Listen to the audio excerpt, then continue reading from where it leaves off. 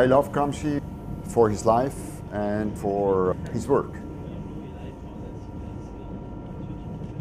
I love that Gramsci is a non-dogmatic Marxist.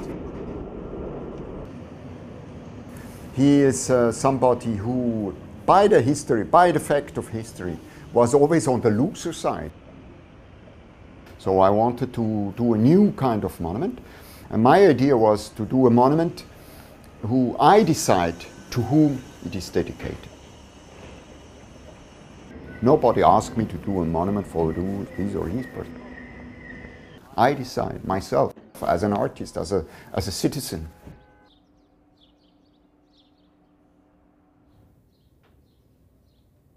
I was invited to do a project in New York City from the DR Foundation. So I proposed them, look, I want to do the Gramsci monument in New York City. Even famous people don't die in the city center. This is an interesting question, where then these monuments or these altars should be.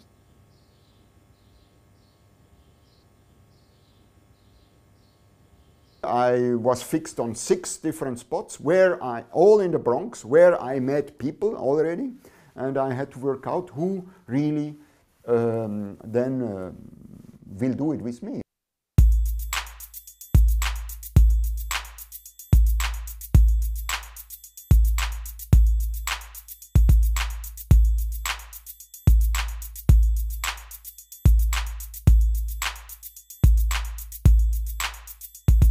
Eric Farmer, who was for me a so important key figure in Gramsci Monument, in Forest Houses, said me, Thomas, do it here with us, we will help you, we will do it together.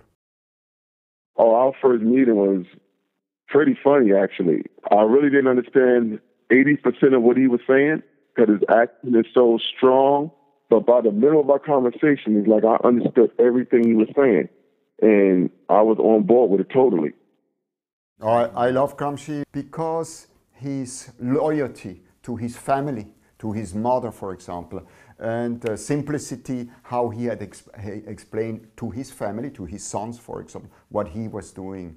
So I love him for a lot of reasons, but also for the fact that he is a kind of model of how a politic can be written also today with a big P and not with a small politician P. And he explained to me that he wanted to do a monument, but my understanding, the monument was something that didn't move, that was, that was stable, that would be there. But he explained to me that it was a temporary monument, and it was going to be about a gentleman named GRAMSCI. I choose materials that everybody knows and everybody uses. I choose materials like cardboard, photocopies, wood, tape, silver paper, plastic foil, etc. I want to work with material who are non-intimidating as material and also are in a kind of fragility and precariousness. To me, it's like a big clubhouse. We used to build these type things when I was growing up. It was an eyesore, if you really look at it, with just a big piece of wood in a sense, but it was actually beautiful. What I wanted is there is something who is only for a short time, 77 days in the summertime, but really who something goes out, like really every moment something comes out. The Spanish people weren't speaking to the black people, and I thought it would just maybe bring us all together. We can start conversing again and trying to be neighbors, the way it was when I was growing up.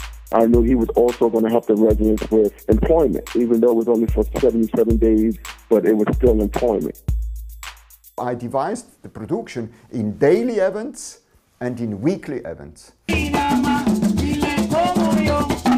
A newspaper every day, a philosophical lecture by Marcus Steinweg every day. Then, of course, the bar, the internet corner, the radio station, the library, the exhibition space was every day. And then I wanted to do weekly events. So, for example, on Monday, there was a Gramsci theater. Tuesday, a poetical lecture. Wednesday, there was a running event. A running event was an event the people from the neighborhood proposed me to do. This is my roots. This is all I knew. Thursday there was a field trip. Then Friday there was an art school. I made an art school. Saturday there was a real Gramsci scholar with a conference. And Sunday there was an open microphone. So every weekday there was a production, and combined by the everyday production we had. So there were a big production, a lot of production in the Gramsci Monument.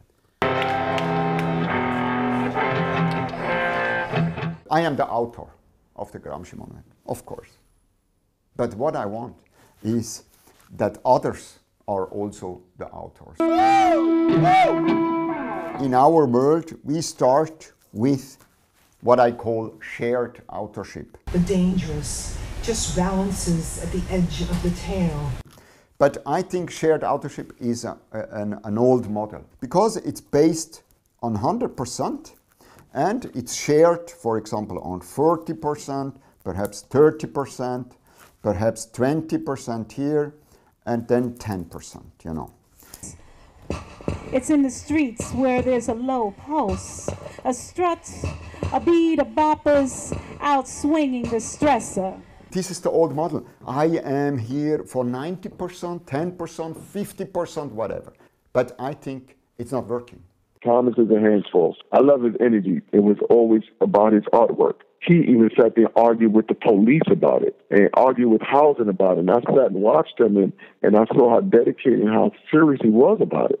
The Gramsci Monument was not based on this shared authorship. It was based on what I called and invented non-shared authorship. Somebody says, I'm 100% author. Me, for example. Yes, yes. I'm 100% the author. What I want, that somebody else says, me too, I am 100% the author of the Gramsci Monument. Me too, it's based on an affirmation, me too. And then some other comes and say, me too, I'm 100%. I'm the author also, etc., etc. The majority of the community loved it. They asked about it every day. You know, they wish it could come back. You know, and I always got to explain to them, like, no, it's only going to be this one time, and that's it.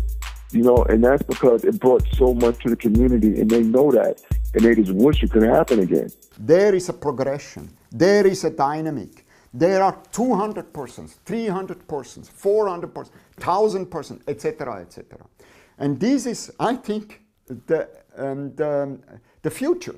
Giving these residents the jobs, the 40-plus residents we did give jobs, they're all, majority of them, still working now.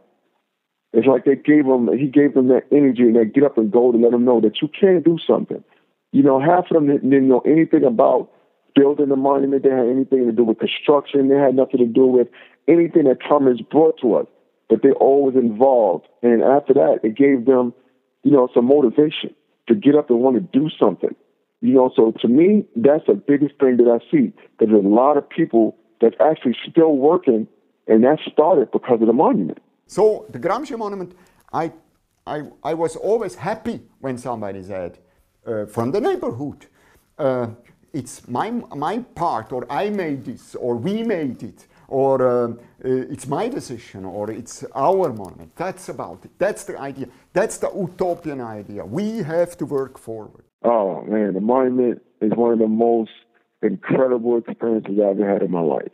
I can definitely say that. Perhaps it would be more efficient, more functional to do a monument about Martin Luther King or Malcolm X or who I knows in the Bronx. But the fact to do it for Gramsci was the cornerstone to insist on the autonomy of an artistic decision to do a monument for Gramsci. This is the very important part, but also because when it's autonomous, it has the possibility to make an entrance in the thinking of Gramsci, for example, with his beautiful, absolutely beautiful, and for me so important quote, even when it's easy to say, every human being is an intellectual. Who works in the Bronx. But also, even more, because it's based on completely autonomy, on the fact that he was in prison long time, 11 years, the last, most important 11 years of his life. And also in the Bronx, a lot of people has either a prison experience or know something who was in prison. So there are, based on autonomy, possibility to make links, and I'm interested in this. Gramsci was, to me, was a radical. He was a lot like my idol, Malcolm X. I really respect what he fought for, what he stood for, and he didn't let anyone change how he felt about anything. He died for what he believed in. And to me, that's deep. Not many people have that courage to do something like that.